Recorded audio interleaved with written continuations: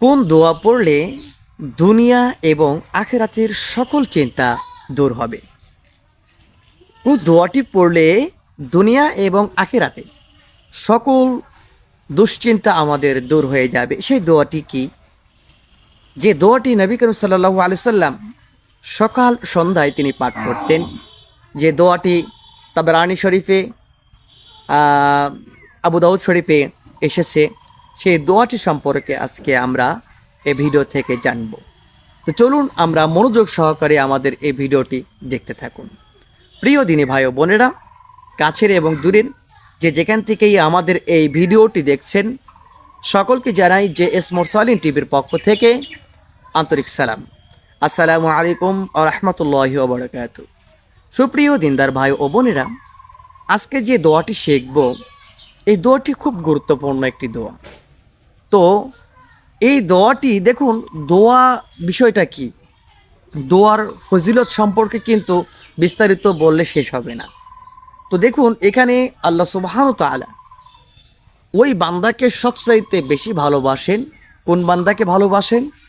যে বান্দা তার নিজের চাওয়া পাওয়ার জন্যে, নিজের মাকসুদ পূর্ণ করার জন্যে, নিজের আকাঙ্ক্ষা মেটানোর জন্যে, যে কোনো কিছুর জন্যে আল্লাহ পাকের নিকট চায়, আল্লাহ সুবহানাহু ওয়া তাআলা ওই বান্দাকে সব চাইতে বেশি ভালোবাসেন। আল্লাহু আকবার। তাহলে আমাদের যে কোনো মাকসুদ পূরণ করার জন্যে তাহলে আমরা কি করব? আল্লাহ সুবহানাহু ওয়া তাআলার দরবারে চাইব, আল্লাহর নিকট চাইব। আল্লাহ সুবহানাহু ওয়া তাআলা তার পবিত্র কালামুল কারীমের মধ্যে ঘোষণা করেছেন, ফাযকুরুনি আযকুরুকুম ওয়াশকুরুলি ওয়ালা তাকফুরুন। যে কি? যে বান্দা আমাকে স্মরণ করে, যে বান্দা আমাকে স্মরণ করে আমি তাকে স্মরণ করি, এবং যে আমার নিয়ামতের শুকরিয়া আদায় করিও, আর কি করো? যে ইহসানের কথাগুলি ভুলে গিয়ে আমার নাফরমানি করিও না। বলতেছেন যে তোমরা আমার শুকরিয়া আদায় করো, ইহসানের কথাগুলি, আমি যে তোমাদেরকে, আল্লাহ সুবহানাহু ওয়া তাআলা যে আমাদেরকে দয়া করেছেন, দান করেছেন, সেই দয়ার কথাগুলি যেন আমরা ভুলে না যাই। আল্লাহ সুবহানাহু ওয়া তাআলা আরেক জায়গাতে বলেছেন যে উদউনি আস্তাজিব লাকুম। যে বান্দা আমাকে ডাকে, যে বান্দা আমাকে কি করে? ডাকে, আমি তার ডাকে সাড়া দিই। আল্লাহু আকবার।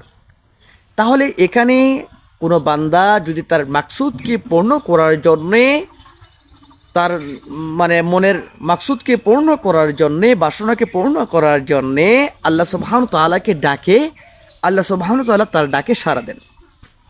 এবার আসুন যে এই দোয়াটি সম্পর্কে নবী করিম সাল্লাল্লাহু আলাইহি ওয়াসাল্লাম কি বলেছেন।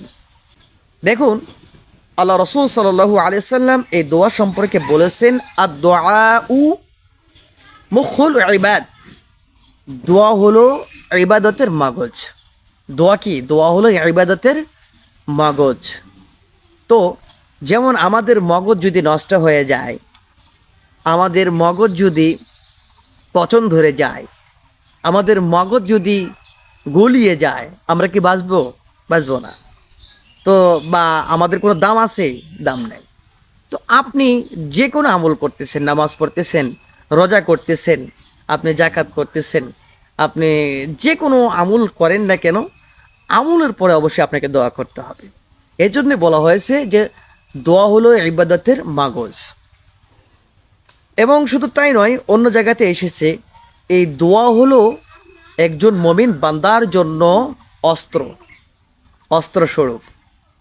যেমন কোনো ব্যক্তি বা কোনো মানুষ যদি যুদ্ধক্ষেত্রে যায়, তাকে তার আত্মরক্ষার জন্যে, তার নিজেকে রক্ষা করার জন্যে দুশমনদের হাত থেকে যেমন অস্ত্র শস্ত্রের প্রয়োজন হয়, তো ঠিক একজন বান্দাকে তার নাফস থেকে এবং তার দেহকে বাঁচানোর জন্য নাফসের সাথে সংগ্রাম করা, শয়তানি ওয়াসওয়াসার থেকে তাকে রক্ষা করার জন্য এই দোয়াটি গুরুত্বপূর্ণ ভূমিকা পালন করে। এই জন্য বলা হয়েছে যে মুমিনদের জন্য দোয়া হলো অস্ত্রস্বরূপ। তো যাই হোক, আমরা বেশি আর ওদিকে না যাই, এখানে সেই দোয়াটির কথা বলবো। নবী করিম সাল্লাল্লাহু আলাইহি ওয়াসাল্লাম যে দোয়াটি তিনি করেছেন, দেখুন নবী করিম সাল্লাল্লাহু আলাইহি ওয়াসাল্লামের, দেখুন নবী করিম সাল্লাল্লাহু আলাইহি সাল্লামের একটি সুন্নতকে যদি আমাদের মধ্যে প্রতিষ্ঠিত করতে পারি, তো নবী করিম সাল্লাল্লাহু আলাইহি সাল্লাম আপনাকে নিয়ে জান্নাতে যাবে। সুবহানাল্লাহ। এ বিষয়ে একটি হাদিস এসেছে যে মান আহাব্বা সুন্নাতি ফাকাদ আহাব্বানি ওয়া মান আহাব্বানি কানা মাইল ফিল জান্নাহ, যে কি রাসূল পাক সাল্লাল্লাহু আলাইহি সাল্লাম ফরমায়েছেন, বলেছেন যে যে ব্যক্তি আমার সুন্নতকে মহব্বত করলো, ভালোবাসলো, সে ব্যক্তি আমাকে মহব্বত করলো, আমাকে ভালোবাসলো। আর যে ব্যক্তি আমাকে ভালোবাসলো, মহব্বত করলো, কি তাকে আমি জান্নাতে আমার সাথী বানাবো। সুবহানাল্লাহ। তাহলে নবী করিম সাল্লাল্লাহু আলাইহি সাল্লামের একটি সুন্নতকে যদি আমরা মানতে পারি, দয়াল নবী আমাদেরকে কি করবেন?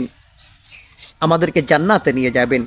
এবং শুধু তাই নয়, অন্য জায়গাতে এসেছে যে মান তামাসসাকা বিসুন্নাতি ইনদা ফাসাদি উম্মাতি ফালাহু আজরু মিআতি শাহিদা, যে ব্যক্তি পরিত্যক্ত কোনো সুন্নাতের ওপর আমল করলো, সে 100টি শহীদের মর্যাদা লাভ করলো। সুবহানাল্লাহ।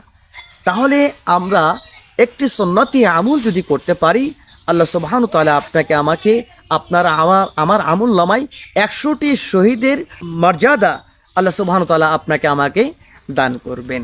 তো যাই হোক, এই আমলটি আমরা কখন করব সেই বিষয়ে এখন আমরা জানি।